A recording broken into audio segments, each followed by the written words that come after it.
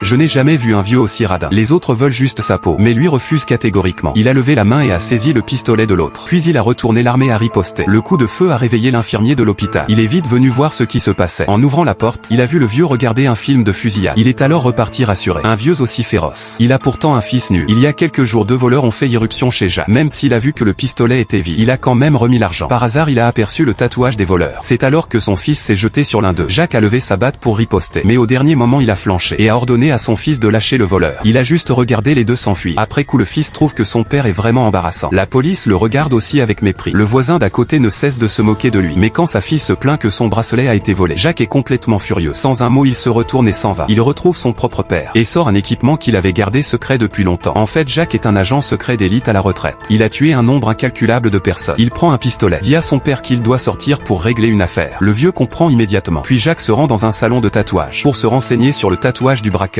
Mais le patron fait le dur et refuse de parler. Il dit qu'il va lui montrer qui c'est le patron. Jacques essaie de régler ça avec de l'argent. Mais un ancien soldat à côté remarque le tatouage sur son poignet. Puis il est parti d'ici. Le propriétaire du magasin savait que cet homme n'était pas facile à provoquer. Alors il a décidé de l'aider volontairement. Grâce au tatouage, il a retrouvé la maison du voleur. Il a asséné un coup de poing qui a laissé le voleur en sang. Puis il a commencé à le interroger sur la localisation du bracelet. Mais le voleur a affirmé ne jamais avoir vu Jacques. Furieux, il l'a renversé. Au sol, il a appuyé sur la détente prêt à l'envoyer à te battre. C'est alors qu'il a entendu le cri d'un bébé. En entrant dans la chambre, il a vu que leur enfant était encore sous oxygène. Jacques a immédiatement eu un pincement au cœur. Il s'est détourné et est parti. Dehors, Jacques a commencé à frapper le mur avec rage, essayant de décharger sa colère. Puis il est monté dans le bus pour rentrer chez lui. À ce moment-là, un jeep a surgi, forçant le bus à s'arrêter net. Plusieurs ivrognes sont descendus de la voiture. Ils sont venus vers le bus en proférant des insultes. Jacques a ri, il cherchait un